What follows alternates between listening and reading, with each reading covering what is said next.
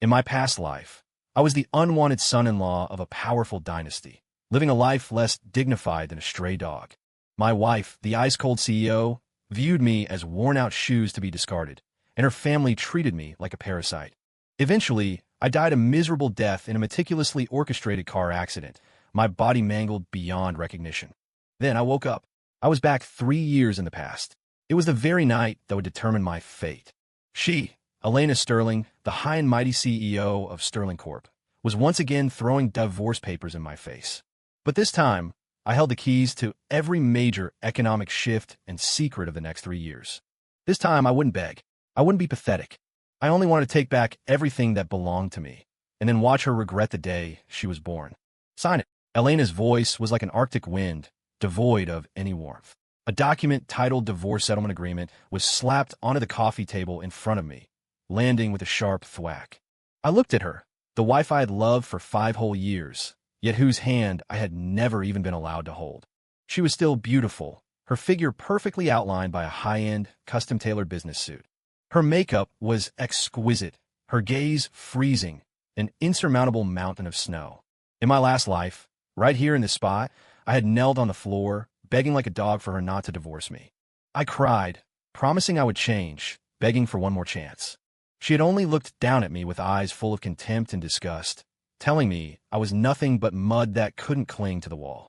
Finally, she called security and had me dragged out like trash. But now, I slowly raised my head, my gaze shifting from the divorce papers to her flawless face. The scene was familiar, the person was familiar, but I was no longer the pathetic Caleb Vance. I had died in a car crash, knocked off a cliff by an out-of-control truck, my body destroyed. In my final moments, I saw the person in the driver's seat.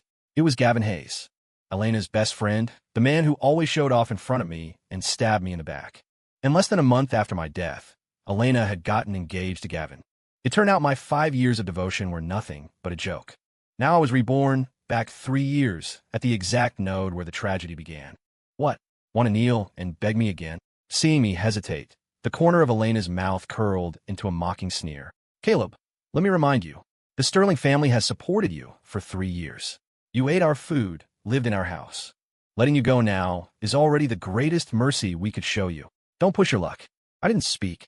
I simply picked up the pen and calmly flipped to the last page. Elena crossed her arms, watching coldly, waiting to see my humiliation. But I didn't cry, and I didn't make a scene. In the signature box, I wrote the name Caleb Vance. The strokes were sharp, without a hint of hesitation. Elena Froze. The mockery in her eyes solidified, replaced by a trace of astonishment. This was completely different from the script she had imagined. That waste of space who only knew how to wag his tail and beg. How could he be so decisive? I not only signed it, but added a line of small text next to it. I, Caleb Vance, voluntarily waive all alimony and assets, and sever all financial ties with the Sterling family. All previous favors from the Sterling family are hereby written off. Finished, I pushed the agreement toward her. Read it clearly. I don't want a thing. From now on, we owe each other nothing. My voice wasn't loud, but it hit Elena's heart like a heavy hammer. She looked at me, and for the first time, there was a look of scrutiny in her eyes. I stood up, straightened my cheap shirt, and turned to leave. No looking back. No lingering attachment. Walking out of that luxurious prison that had confined me for 3 years, the outside air smelled of freedom. I pulled out an old, beat-up phone and dialed a number that had been gathering dust in my memory. The call connected quickly, and a voice, excited but uncertain, came through. Caleb, man. Dom, it's me. Caleb, you finally called. Where the hell have you been for 3 years? I've been looking everywhere for you, man. I was going crazy. My eyes grew hot. I took a deep breath, suppressing the surging emotions. Let's not talk about the past. Right now, listen to me. Take all the funds you have, everything, and buy a stock called North Star Tech. Remember, buy as much as you can. Even if you have to borrow money, go all in. I'll see you in 3 days. Hanging up, I looked up at the night sky. Elena, Gavin. Your game is over. My game is just beginning. Leaving the Sterling Villa, I took only one thing, an old watch my dad left me. I was penniless, but in my mind, I held the blueprint of the world's economic trends for the next 3 years. I went to a grimy, 24-hour cyber cafe and rented a private booth. The air was thick with the smell of instant noodles and stale cigarette smoke. It was choking, but it felt incredibly real. I logged into a dormant brokerage account, which still held the $10,000 I had saved from work-study jobs during college. This was my last bit of capital. Without hesitation, I dumped all the funds into that stock, North Star Tech. In my past life, exactly 3 days from now, the domestic tech giant Apex Industries would announce a full acquisition of North Star Tech, using it as a springboard into the field of artificial intelligence. This ignored junk stock would skyrocket 20 times over in a single day, and I would secure my first pot of gold. After doing all this, I leaned back in the chair, closed my eyes, and mentally organized my revenge plan at high speed. Elena, Gavin, the Sterling family, I will collect what you owe me, bit by bit, with interest. Early the next morning, I was woken up by my ringtone. It was Dom. Caleb, I did it. I mortgaged my house, scraped together over $300,000, and put it all in. But Caleb, this North Star Tech is about to be delisted. Isn't this too risky? Dom's voice was full of trust, but he couldn't hide a trace of worry. Trust me, I only said 2 words. All right, Caleb, I trust you. For the next 2 days, I ate and lived in the cyber cafe, sleeping only 3 or 4 hours a day. The rest of the time, I was researching the commercial trends of the next few years and the projects destined to skyrocket. What I wanted to do wasn't just revenge. I wanted to stand at the summit of this world so that everyone who once looked down on me could only look up at my back. On the 3rd day, the market opened. North Star Tech stock price was still dead in the water, even dipping slightly. Dom's calls came one after another, but I didn't answer a single one. I knew he was suffering, but I knew even better that the darkness before dawn is the deepest. 2:59 p.m., 1 minute before the closing bell. A breaking news alert popped up on the headlines of every financial website. Apex Industries announces billion-dollar full acquisition of North Star Tech. The next second, North Star Tech's stock price rode a rocket, instantly smashing through the ceiling. $5, $10, $15. Finally, it locked at $20, a full 20-fold increase. The $10,000 in my account turned into $200,000, and Dom's $300,000 turned into $6 million. I dialed Dom's number. On the other end, there was a deathly silence, only the sound of heavy breathing. Caleb, Caleb. His voice was trembling, sounding like he was about to cry. Are we rich? No, I said calmly. We just took back what should have belonged to us. Caleb, I don't know what to say. My life is yours from now on. Don't talk nonsense. Get ready. We're going to do something big. Hanging up, I walked out of the cafe. The glaring sunlight made me feel a bit dazed. I hailed a taxi and gave an address. Driver, take me to the Pinnacle sales office. The Pinnacle was one of the city's premier luxury developments, and I was going to buy the most expensive penthouse there, the King of the Sky. Coincidentally, as soon as I got out of the taxi, I saw 2 familiar figures, Elena and Gavin. Gavin was holding a document, talking spiritedly to Elena, his face full of excitement. Elena, though expressionless, lacked her usual coldness in her eyes. Clearly, she was receptive to whatever Gavin was saying. They saw me, too. Gavin paused for a second, then an exaggerated look of mockery plastered onto his face. Yo, isn't this our big loser, Caleb? What? Got kicked out by Elena with nowhere to go. So you came here to apply for a security job? He wrapped his arm around Elena's waist, looking at me provocatively. Makes sense. Someone like you is only fit for that kind of work. Elena's brow furrowed imperceptibly. She looked at the cheap clothes on my back, a flash of disgust in her eyes, as if seeing me was an insult to her. Gavin, don't waste breath on this kind of person. Let's go in. She pulled Gavin, intending to walk inside. I ignored Gavin's barking and walked straight toward them. Just when Gavin thought I was coming over to cause a scene, I walked right past them without even glancing sideways, as if they were just empty air. The feeling of being completely ignored froze the smile on Gavin's face instantly. He grabbed my arm, his voice dark. Loser, I'm talking to you. Are you deaf? I stopped, slowly turned my head, and let my gaze fall on his hand. Take your dirty hand off me. My eyes were cold, like I was looking at a dead man. Gavin was spooked by my stare, a chill running down his spine, and he instinctively let go. But he quickly realized he had actually been scared by a loser, and his shame turned into rage. Who the hell do you think you are? Daring to talk to me like that? Caleb, have you forgotten your place? You're garbage who lives off women. He pointed at my nose, spitting as he yelled. I'm telling you, Elena is my woman now. You better stay far away from her, or I'll beat you every time I see you. Elena stood to the side, watching indifferently with no intention of stopping him.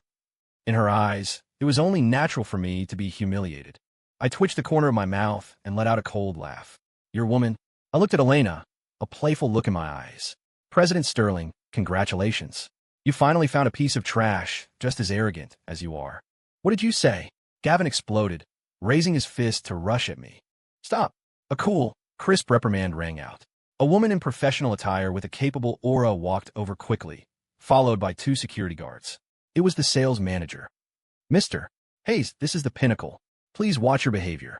The manager's tone was polite, but her attitude was firm. Gavin's fist hung in midair, his face alternating between green and white. He glared at me viciously, then said to the manager, Manager Stevens, do you let just anyone in here? Does this kind of person deserve to step through the gates of the Pinnacle? Manager Stevens glanced at me, a hint of disdain flashing in her eyes, though she maintained her professional smile. Sir, can I help you with something? If you're just looking around, please sign in at the side entrance. Her implication was clear, get out. I ignored her and walked straight to the architectural model, pointing at the central penthouse with the best view. This one, I'll take it. The air instantly went quiet. Gavin laughed out loud, as if he'd heard the world's biggest joke. Ha ha, you'll take it? Do you know how much this apartment is? $10 million. Selling every organ in your body wouldn't get you a fraction of that. The professional smile vanished from Manager Stevens' face, replaced by undisguised contempt and impatience. Sir, please don't cause trouble here, or we'll have to ask you to leave. Even Elena looked at me like I was an idiot. She thought the divorce must have mentally broken me. I ignored their mockery and looked calmly at Manager Stevens. What? Afraid I can't afford it. It's not fear, it's that you simply cannot afford it. Manager Stevens' tone was now quite rude. Oh, I pulled a newly issued bank card from my pocket and handed it over. Swipe it. Full payment. Manager Stevens froze. The sales staff behind her froze. Gavin's laughter cut off abruptly, like a duck being choked. Skeptical, Manager Stevens took the card, her eyes full of doubt. She walked to the nearby card terminal, keyed in the operations, and inserted the card. Everyone's eyes were glued to that small machine. 1 second, 2 seconds, 3 seconds. Beep. A soft sound. The receipt for successful payment slowly spooled out. Manager Stevens looked at the long string of zeros on the receipt, turning into a statue.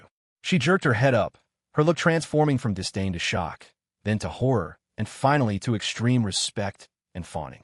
She handed the bank card back to me with both hands, bowing at a 90-degree angle. Mr. Vance, I apologize. I failed to recognize a VIP. Please, come this way. I will process the premium paperwork for you immediately. Her voice was trembling. You could hear a pin drop in the entire sales lobby. Gavin's mouth was wide enough to fit an egg, his expression uglier than if he'd eaten dirt. 10 million, paid in full. How is that possible? Where did this loser get that much money? The most shocked person was Elena. She stared at me intensely, as if trying to see through my soul. The man who had lived off her family for 3 years, who couldn't even afford decent clothes, just casually dropped 10 million. This completely shattered her perception of reality. I took the card, not even glancing at the fawning Manager Stevens, and let my gaze land on Gavin and Elena. Sorry, but this apartment is mine now. In the future, please don't bark like dogs at my front door. You, where did you get that money? Gavin finally recovered from the shock, pointing at me, his voice shrill. Did you steal from the Sterling family? It was the only explanation he could think of. Elena's face changed instantly, her eyes sharp as knives, locking onto me. If that were the case, she would absolutely destroy me. I laughed, a laugh full of contempt. Steal? Gavin, do you think everyone uses dirty, underhanded tactics like you? President Sterling, I turned to Elena. When we divorced, the agreement clearly stated I was leaving with nothing. Do you think I had the opportunity or the ability to steal $10 million right under your nose? Elena's lips moved, but she couldn't say a word. It was true. She controlled all the Sterling family finances. As a live-in husband, I didn't even have a credit card. How could I steal that much money? But if it wasn't stolen, then this money. A terrifying thought surfaced in her mind. Had he been pretending for 3 years? Was he actually a hidden tycoon? She dismissed the thought as soon as it appeared. Impossible. How could a truly capable man endure 3 years of humiliation? Mr. Vance, shall we go sign the contract? Manager Stevens approached carefully, interrupting the standoff. Let's go. I nodded and followed her toward the VIP lounge. From start to finish, I didn't spare another look at Elena or Gavin. The feeling of being completely ignored and crushed left Gavin's ego in shatters. He watched my back, his eyes venomous, like a viper waiting to strike. and Elena fell into deep self-doubt. She realized she had never truly known the man who had slept in her house, though in a separate room, for 3 years. His calmness, his decisiveness, his mystery. It was like a fog she couldn't see through. After signing the contract and getting the keys, I declined Manager Stevens' kind offer to send a car for me and walked out of the sales office alone. As soon as I stepped out, Dom's car pulled up in front of me. It was a brand new Rolls-Royce Cullinan. "Caleb." Dom jumped out of the driver's seat and gave me a bear hug. He was wearing a brand-name suit, his hair slicked back, but the excitement and adoration in his eyes hadn't diminished a bit. "Caleb, you're a god. 6 million profit. I've never seen so much money in my life." "This is just the beginning." I patted his shoulder. "Get in." The car merged smoothly into traffic. "Caleb, what's our next move?" Dom asked excitedly while driving. "Remember that plot of land on the west side I asked you to look into? Lot 03. I remember. I checked it out. Because of zoning issues, it's been sitting empty. Several companies wanted it, but they're afraid of getting stuck with it. We're going to buy it." I leaned back into the soft leather seat, a sharp light flashing in my eyes. In my past life, Gavin had used that land to scam the Sterling family out of a fortune, earning the appreciation of Elena's father, Richard Sterling, in the process. He had received insider information that there were rare minerals under that land, worth a fortune. He pretended to partner with the Sterling family to develop it, then pulled the rug out at the last minute, swallowing the entire project and causing the Sterlings heavy losses. In this life, I was going to make sure his scheme backfired spectacularly. "Caleb, that land is a money pit, are we?" Dom hesitated. "Listen to me. It's the right move." "Okay." Dom didn't ask anymore and immediately turned the car around. Just then, my phone rang. It was an unknown number. I picked up. "Caleb, it's Elena." The voice on the other end was still cold, but it seemed to lack a bit of its usual superiority, replaced by something complex. "What is it?" My tone was flat. "Can we meet?" "No time." I refused bluntly and hung up immediately. Listening to the dial tone, Elena fell into a long silence. Once upon a time, if she called, no matter what I was doing, I would appear in front of her within 10 minutes. Now, he didn't even have the interest to speak an extra sentence. This massive gap made her chest feel tight, a vague irritability rising in her heart. "Elena, what's wrong?" "Who called?" Gavin's voice came from beside her. He had just secured the preliminary cooperation agreement for the West Side land and was feeling triumphant. "Nothing." Elena put away her phone, her tone indifferent. "Still thinking about that loser?" Gavin's face darkened. "He definitely just got lucky and won the lottery. 10 million sounds like a lot, but what is it to us?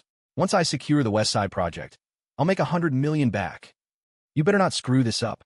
Elena glanced at him coldly. The West Side project was crucial to Sterling Corp's future strategy. There was no room for error. "Don't worry." Gavin thumped his chest in guarantee. "The source is absolutely reliable. There's gold under that land." Dom and I drove directly to the auction site for the West Side Lot 03 project. Because the land was controversial, this auction wasn't heavily advertised. The attendees were mostly well-informed second- and third-tier companies looking for a bargain. Sterling Corp and Gavin's company were the strongest players there. When I walked into the hall with Dom, everyone's eyes focused on us. "Isn't that Caleb Vance? The Sterling family's useless son-in-law. Why is he here? And he's with Dom. I heard he divorced Elena Sterling and left with nothing. How's he look like he's doing so well?" Whispers rose and fell. Gavin and Elena saw us too, and their expressions instantly turned ugly. "Caleb, what are you doing here?" Gavin rushed over, looking like he wanted to eat me alive. "If you could be here, why can't I?" I responded calmly. "You? What are you going to bid with? Your 10 million lottery money? Don't make me laugh." Gavin sneered. I ignored him and led Dom to sit in the front row. This spot was right next to Elena and Gavin. The auction started quickly. Starting bid, 5 million. 6 million. A balding CEO raised his paddle first. 7 million. The price climbed steadily, soon reaching 15 million. At this price point, most people began to hesitate. After all, the risk on this land was high. Gavin saw the timing was right and smugly raised his paddle. 20 million. He shouted the price, looking at Elena with a victorious air, as if showing off his power. Elena nodded slightly. This price was within their budget. The room went quiet, seemingly waiting for Gavin to take the land. Just then, I slowly raised my paddle. 30 million. The crowd erupted. Everyone looked at me like I was insane, increasing the bid by 10 million instantly. Gavin's face turned beet red. He whipped his head around, glaring death at me. "Caleb, you're doing this on purpose. It's just an auction. Highest bidder wins. I spread my hands, looking innocent. Elena's gaze became incredibly heavy. She stared at me tightly, as if trying to read something on my face. She didn't believe I was just driving up the price. Did he also know the secret of this land? Impossible. The source was extremely secretive. Even she had only barely learned of it through her father's connections. 35 million. Gavin gritted his teeth and raised his paddle again. 50 million. I followed up effortlessly, as if I were bidding $50, not 50 million. Puffed. Gavin choked on his breath, nearly passing out on the spot. Beside him, Elena's face went completely pale. 50 million was far beyond their budget. If they didn't get this project, not only would Gavin fail to answer to her father, but Sterling Corp's entire strategy would be disrupted. Gavin, don't be impulsive. Elena grabbed Gavin, who was about to raise his paddle again. Gavin's eyes were bloodshot as he stared at me. Caleb, what the hell are you trying to do? I said, highest bidder wins. I looked at him, smiled, and then raised my paddle again, bidding against myself. 60 million. In that moment, the whole world went silent. 60 million. The number sat like a mountain on everyone's chest. Gavin was completely deflated. Even if he sold his company, he couldn't scrape together that much cash. He slumped in his chair, his face ashen. Elena's body was trembling slightly. She looked at me, her eyes full of shock, confusion, and a trace of fear that she didn't even realize herself. She couldn't read me at all anymore. This man seemed to have transformed overnight from a docile sheep into a tiger ready to devour people. 60 million, going once. 60 million, going twice. 60 million sold. Bang. The gavel fell. Congratulations to Mr. Caleb Vance for successfully winning the West Side, Lot 03. Scattered applause rang out, but mostly there were looks that said I was an idiot. Everyone thought I was crazy to spend 60 million on a wasteland. Beside me, Dom's palms were sweating, but he didn't say a word, because I had told him, trust me unconditionally. I stood up, walked over to the dazed Gavin, leaned down, and whispered in his ear, I'm not just taking your land. I'm taking your company, your woman, your everything. Oh, right, and your life. Gavin's head snapped up, his pupils contracting violently as he looked at me in terror. My words were like a key, unlocking the deepest fear in his heart. He remembered that accidental car crash. Did he know something? No, impossible. I didn't pay him any more attention and walked straight out of the hall. As soon as I stepped out, Elena chased after me. Caleb, stop. She blocked my path, her chest heaving with rapid breaths. What exactly do you want? Spending 60 million on a wasteland just to get revenge on me. Her voice held a note of interrogation and a grievance she didn't even notice. Revenge on you? I looked at her and laughed. Elena, you think too highly of yourself. From a moment we divorced, you became nothing to me. I stepped around her, preparing to get in the car. Wait, she grabbed my arm again. Tell me, where did your money come from? Did you know something? She was referring to the secret under the land. I shook off her hand, my eyes cold. No comment. With that, I got into the car. The Cullinan let out a low roar and sped away, leaving Elena standing there alone, dazed. In the car, Dom finally couldn't hold it in. Caleb, 60 million. Are we really going to develop that land? Who said we're developing it? I smiled. Huh, then why do we buy it? Dom was completely lost. Just wait. Someone will come begging us to buy this land back. A cunning glint flashed in my eyes. In my past life, Gavin knew there were minerals under the land, but he also knew the mining rights were controlled by someone else. A reclusive business prodigy, the head of the Thorne family. Gavin had expended massive effort to connect with the Thorne family and get the cooperative mining rights. In this life, I didn't need to do any of that, because the head of the Thorne family, Sophia Thorne, was my junior from college, a girl who'd been deeply in love with me, but whom I had cruelly rejected because of my insecurity and obsession with Elena. After I died in my past life, she was the one who investigated my death regardless of the cost, and eventually, to avenge me, used the Thorne family's power to crush Gavin and the Sterlings. In this life, I would never let her down again. I took out my phone, found that familiar yet distant number, and typed a text. Sophia, long time no see. Are you free to grab dinner? After sending the text, I felt a bit nervous. After all, I was the one who hurt her back then. 3 minutes later, the phone vibrated. There was only one word on the screen. Yes, followed by an address for a private dining club. My suspended heart finally relaxed. Dom, go to this place. You got it, Caleb. Half an hour later, the car stopped in front of an antique-style courtyard. Caleb, I'll wait outside. Dom tactfully didn't get out. I nodded and pushed the door open. The courtyard was full of flowers and plants. A girl in a white dress was sitting by a stone table, quietly brewing tea. Her profile was beautiful, her long hair cascading like a waterfall, her temperament gentle as water. Hearing footsteps, she looked up. Our eyes met. Her eyes were bright, like they held a sea of stars.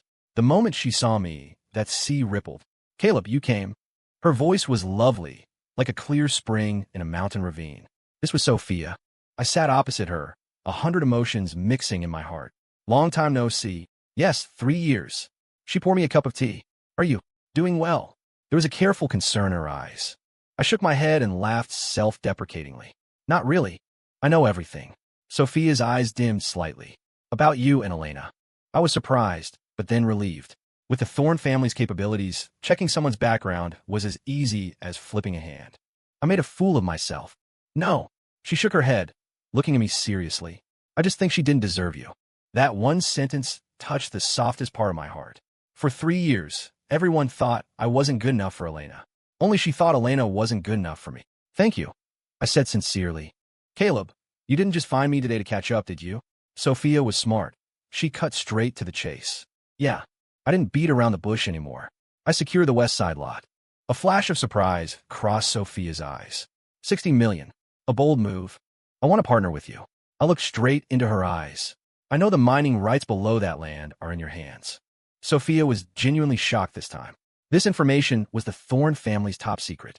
Aside from her and her father, no third person should know. How'd he know? She looked at me. The man before her was familiar, yet strange. He was no longer the sunny but slightly insecure boy from college. His eyes held a depth and world weariness she couldn't read. What do you want? Sophia quickly regained her composure. I don't want the mining rights. I shook my head. I just need you to do me a favor. What favor? I need you to leak news that the Thorne family is preparing to independently develop the minerals under the West Side lot, and that you've mastered a core technology allowing you to mine directly without disturbing the surface owner. Sophia was incredibly sharp. She understood my intent instantly. You want to turn that land into a hot potato? Exactly. I nodded. And I want to make a certain someone willingly pay a huge price to buy this potato from me. Sophia looked at me and suddenly smiled. Her smile was like a spring breeze, brightening the entire courtyard. Caleb, you've changed. Have I? You've become more charming. Her gaze was bold and direct, carrying a hint of provocation. I'll help you, but I have a condition. What condition? She suddenly leaned in, her warm breath brushing my ear. Play a role for me. What role? I could smell the faint scent of jasmine on her, and my heart skipped a beat. Play my boyfriend. Sophia leaned back, a cunning smile on her lips. My family has been pushing me into business marriages lately. It's annoying me to death. Pretend to be my boyfriend and block those pests for me. In return, I won't just leak the news. I'll personally step out and help you hype the value of that land to the sky. This condition was all benefit and no harm to me. Deal. I didn't hesitate. It's a promise. Sophia extended her pale hand. I shook it. Her hand was soft and cool. We spent the meal discussing the details. Chatting with Sophia was comfortable. She always caught my references perfectly and found new topics when I fell silent. It was a feeling I had never experienced with Elena. After the meal, Sophia drove me back to the Pinnacle herself. You live here? She looked at the penthouse tower, surprised. Yeah, just bought it. Looks like you've been doing well these 3 years, she teased. Just some pocket change. Nothing worth mentioning. I mimicked the tone of business tycoons, acting cool. Sophia laughed, trembling like a flower branch. All right, I won't keep you. Wait for my good news tomorrow. She winked at me and drove off. The next day, a piece of news detonated in the city's business circle. Thorne family officially announces billion-dollar investment to independently develop classified West Side minerals, mastering revolutionary non-invasive mining technology. As soon as the news came out, everyone went crazy. Especially those companies who had eyed the West Side lot. Who were the Thornes? They were a top-tier hidden dynasty in the country, their power far exceeding the Sterlings. If they said there were minerals, there were minerals. If they said they had the tech, they absolutely had it. Instantly, the wasteland in my hands became a golden ticket. But at the same time, it became a hot potato. Because the Thornes announcing independent development meant that whoever owned the surface rights couldn't partner with them. Buying the land meant watching the Thornes make money mining underneath while you could do nothing on top. My phone was blowing up. Everyone wanted to know what I planned to do with the land. But I ignored them all. I was waiting, waiting for the real big fish. Meanwhile, Sterling Corp was in chaos. Richard Sterling, Elena's father, a man over 60 but still energetic, was pointing his cane at Gavin's nose, screaming curses. "You useless idiot. Didn't you say the intel was reliable? Didn't you say you could handle the thorns? Now look, 6 million profit. Caleb, that loser, picked up a winning lottery ticket. The Sterling family's face has been completely lost by you." Gavin knelt on the floor, trembling, unable to say a word. Elena stood to the side, her face pale. She never imagined the result would be this. Caleb. It was Caleb again. It was like he could predict the future. Every step he took was ahead of everyone else. "Dad, now isn't the time to assign blame. We have to figure out how to get the land back from Caleb." Elena analyzed calmly. "Get it back? How? He's definitely going to jack the price up to the sky." Richard gasped for air in anger. "I'll go talk to him." Elena took a deep breath, making a decision. She didn't believe Caleb truly had no feelings for her anymore. As long as she lowered her pride and showed some goodwill, that man would surely change his mind. After all, she was Elena Sterling, the goddess every man dreamed of. When Elena called, I was with Sophia, attending a high-end business gala. This was something Sophia arranged specifically to help me play the role. I wore an Armani suit Sophia had tailored for me, a Patek Philippe on my wrist. My entire aura had changed, attracting the eyes of everyone in the room. Sophia held my arm, looking impossibly beautiful in a red evening gown. Standing together, we looked like a match made in heaven. "Caleb, where are you? Let's meet." Elena's tone held a hint of command she couldn't suppress. She still hadn't grasped the situation. "Busy," I responded flatly. "What is more important than meeting me?" Her voice turned cold. "Accompanying my girlfriend to a gala. You tell me if that's important." As soon as I spoke, Sophia leaned in cooperatively, speaking in a sickly sweet voice toward the phone. "Honey, who is it? Hang up already. I can't wait to dance with you." Dead silence on the other end. I could imagine Elena's expression right now. It must be spectacular. A few seconds later, she asked through gritted teeth, "Have a girlfriend? Is that not allowed?" I countered. "Who is she?" "That doesn't seem to be any of your business, President Sterling." With that, I hung up again. "You're ruthless, Caleb." Sophia smiled until her eyes were crescents. "With people like that, you can't be soft." Just as I finished speaking, a commotion came from the entrance. Elena had arrived. She was still dressed in her Ice Queen CEO style, but her face carried a trace of panic and anger. She spotted us in the crowd immediately and walked straight over.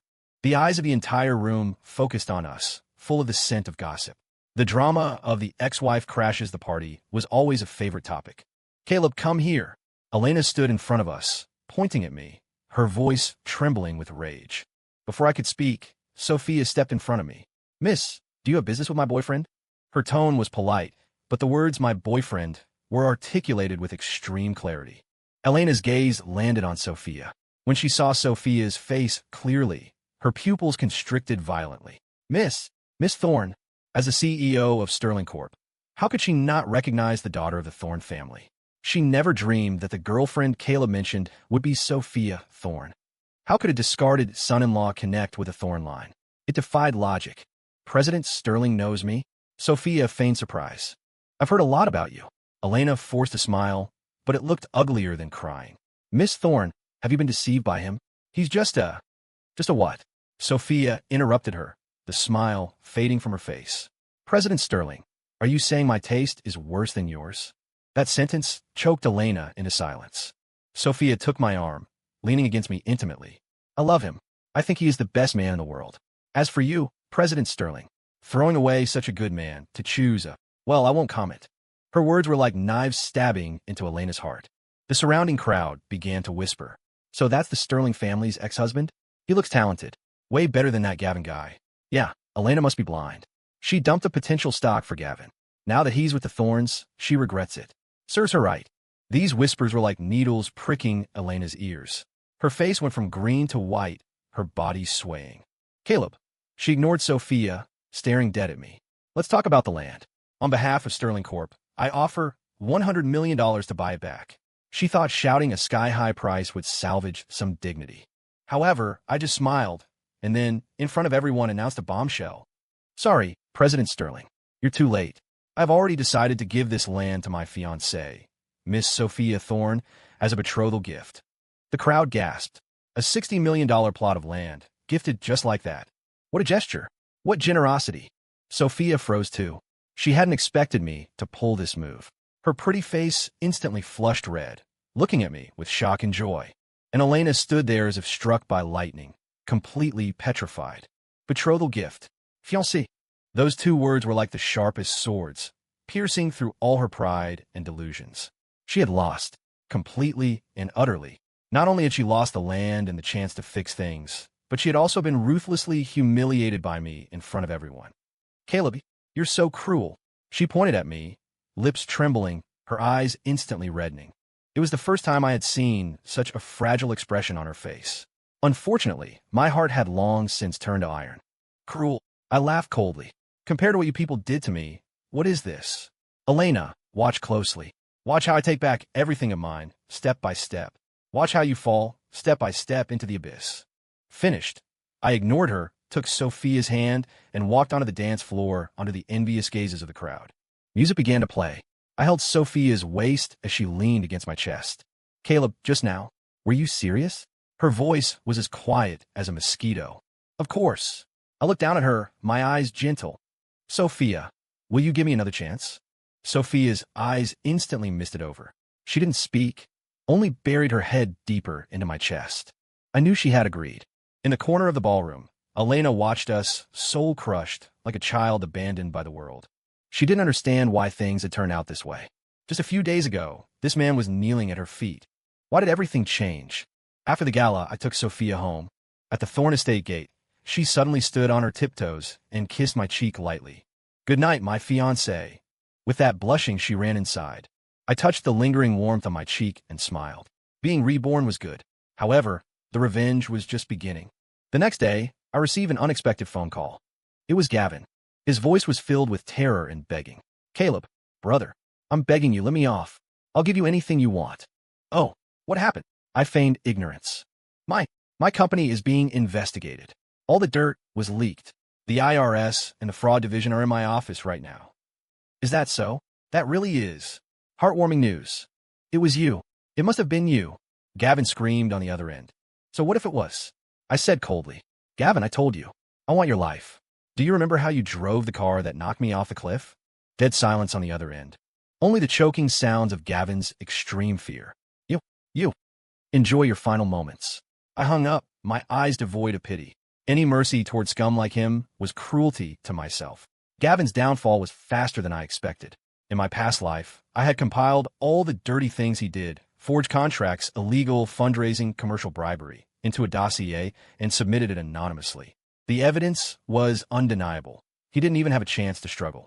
3 days later, the news broadcast Gavin's formal arrest. With multiple crimes, he would spend the rest of his life in prison. And the Sterling family, due to being deeply tied to Gavin, was dragged down with him. Sterling Corp's stock price plummeted, evaporating billions in days. Even more fatal, Richard Sterling was taken away for investigation due to suspected involvement in Gavin's illegal activities. The Sterling family, once a flourishing tree, was tottering overnight. Elena became the sole pillar of the family. She was frantically dealing with the company's mess, handling debt collectors from the banks and partners canceling contracts. The once aloof so now had to bow and scrape to every minor manager, begging for leniency. I knew Sophia was helping me from the shadows. With the Thorn family's power, making a company die silently was too easy. That evening, I was having a candlelight dinner with Sophia at the Pinnacle. The doorbell rang inappropriately. I checked the monitor. It was Elena. She looked much more haggard. No makeup, messy hair, bloodshot eyes. Let her in, I said to Sophia. Are you sure? Sophia was worried. It's fine. Some things need closure. I opened the door. Elena stood there. Seeing me open the door, she froze. Then she saw Sophia behind me at the dining table, wearing loungewear and smiling happily. Her body swayed, her face turning instantly pale. She finally understood why Caleb knew so many trade secrets and how he connected with the Thorns. They had been living together all along. In her eyes, all of this was a premeditated conspiracy. A trap set by Caleb and Sophia. You two. Good moves. She stared at us, her voice full of venom. President Sterling, be careful what you say. Sophia stood up, walked my side, and held my arm. Caleb and I are truly in love. As for you, you threw away such a good man for a criminal, and now you have the nerve to judge? Truly in love? Ha ha ha. Elena laughed maniacally as if hearing a massive joke, but as she laughed, tears streamed down. Caleb, how did I ever wrong you? Why treat me like this? She screamed at me. I watched her quietly until she stopped. You asked how you wronged me? My voice was calm. 3 years ago, I was in a car accident, lying in the hospital, needing surgery money. I called you, and you said you were in a meeting and hung up. In the end, Dom sold his family's house to save my life. 2 years ago, your brother hit someone while street racing. You made me take the fall, leaving me in detention for 15 days. 1 year ago, to get a project, you got me drunk and sent me to an older client's bed. With every item I listed, Elena's face grew paler. She had almost forgotten these things. To her, they were trivial matters. It was only right for a loser like me to do them. And in the past life, I looked at her, articulating every word. You and Gavin conspired to knock me off a cliff with a truck, destroying my body. Do you think you wronged me? Elena looked struck by lightning, her pupils dilating to the max, staring at me in horror. What are you talking about? What? What past life? Don't understand? I smiled. Doesn't matter. You don't need to understand. You just need to know that everything you are suffering now is the karma you deserve. Get out. I pointed at the door. Disappear from my world completely before I change my mind. Elena was pushed out the door, lost in spirit. She leaned against the cold wall, slowly sliding down until she collapsed on the floor, sobbing in despair. Elena's fate was even more miserable than I imagined. Richard Sterling was sentenced to 15 years, and Sterling Corp declared bankruptcy. She fell from the clouds into the mud, losing everything overnight. The mansion auctioned, cars repossessed, she lived in a dark, damp basement apartment. To survive, she had to let go of all her pride and work bottom-tier jobs. Washing dishes, handing out flyers, cleaning. Hands that used to sign multi-million-dollar contracts were now covered in frostbite and calluses. Once I saw her on the street by chance. She was wearing a cheap uniform, shoving flyers into cars. When she saw the window roll down to reveal my face, she froze. Inside the car, Sophia was leaning intimately on my shoulder. The contrast between our radiance and her wretched state was blinding. Her eyes were full of regret, jealousy, and unwillingness. She opened her mouth as if to say something, but I didn't give her the chance. I rolled up the window, and the Cullinan drove smoothly past without pausing. In the rearview mirror, I saw her chase the car for a long distance before finally falling to the ground, wailing, but my heart held no ripples. I didn't even bother to hate her anymore. Indifference was the cruelest punishment. 1 year later, my wedding with Sophia was held on a private island in the Caribbean. Sunshine, beaches, azure sea. Friends and family were there to bless us. Dom, as my best man, cried harder than I did. Under the priest's witness, I put the ring on Sophia.